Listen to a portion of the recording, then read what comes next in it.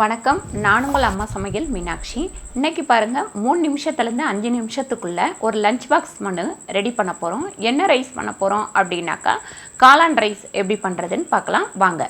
காளான் ரைஸுக்கு தேவையான பொருட்கள், காளான் பாருங்கள், ஒரு பேக்கெட் வாங்கி நான் நல்லா கட் பண்ணி எடுத்து வச்சுருக்கேன். நல்லா கழுவிட்டு ஒரு ஆளாக்கு ரைஸ் வச்சுருக்கேன்.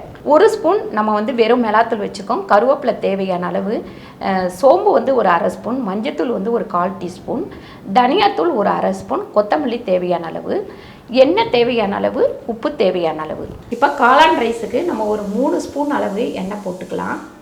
பாருங்கள், ஒரு 3 ஸ்பூன் எண்ணெய் போட்டிருக்கேன். எண்ணெய் நல்லா காயட்டும். இது ரொம்ப சிம்பிளாக நம்ம பண்ணுறது. ஒரு மிஞ்சி போனால் ஒரு 10 நிமிஷத்தில் நம்ம இதை செஞ்சிடலாம். நைட்டு சாதமே இருந்தாலும் இதை நம்ம காலையில் பண்ணிடலாம். இப்போ சோம்பு போட்டுக்கலாம். அதுக்கப்புறம் கருவேப்பிலை சேர்த்துக்கலாம். கொஞ்சம் நம்ம வேணும்னா வெங்காயம் சேர்த்துக்கலாம். நான் வெங்காயம் வைக்க மறந்துட்டேன், வேண்டானாலும் விட்டுடலாம்.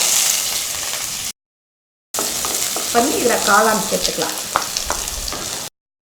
இப்போ இதில் மஞ்சத்தூள் சேர்த்துக்கலாம். இப்போ நம்ம வெறும் மிளகாத்தூள் சேர்த்துக்கலாம். அதுக்கப்புறம் தனியாத்தூளுமே நம்ம சேர்த்துடலாம். ரொம்ப ஈஸி. குழந்தைங்களுக்கு இது ரொம்ப உங்களுக்கு பிடிக்கும். பசங்க இதை கொடுத்தமிச்சோம் அப்படின்னா நல்லா சாப்பிட்ருவாங்க. இப்போ இதில் கொஞ்சம் தண்ணி சேர்க்கணும். பாருங்கள், இந்த காளான் வேகிற அளவுக்கு கொஞ்சம் தண்ணி விட்டுருக்கேன். இப்போ உப்பு இதுக்கு தேவையான அளவு சேர்த்துக்கலாம்.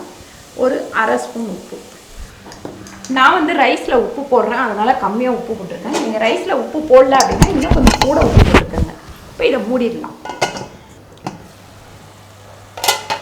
பாருங்கள், நல்லா தண்ணி வற்றி கொஞ்சம் சுருண்டு வரும். இந்த மாதிரி லைட்டாக தண்ணி இருக்கும் போதே நீங்கள் ரைஸை இதில் சேர்த்துக்கங்க. இப்போ இதில் ரைஸ் சேர்த்துடலாம். இது ஒரு 7லேருந்து 8 நிமிஷத்தில் இந்த ரைஸ் ரெடி ஆகிடும். அதுவும் உங்களுக்கு நைட்டு சாதம் இருக்குது அப்படின்னா இன்னும் ஈஸியாகவே உங்களுக்கு ரெடி ஆகிடும். நான் இப்போ கொஞ்சம் நேரத்துக்கு முன்னாடி வடித்த சாதம் தான் இது. சாதம் வடித்து பண்ணுறதா இருந்தாலுமே நமக்கு ஒரு 10 நிமிஷத்தில் இந்த சாப்பாடு ரெடி ஆகிடும். இதுக்கு நீங்கள் தயிர் பச்சடி, அப்படி இல்லைன்னா வெள்ளரிக்காய் பச்சடி, இல்லைன்னா முள்ளங்கி பச்சடி, இந்த மாதிரி ஏதாவது ஒரு காயில் பச்சடி செஞ்சுக்கலாம், நல்லாயிருக்கும்.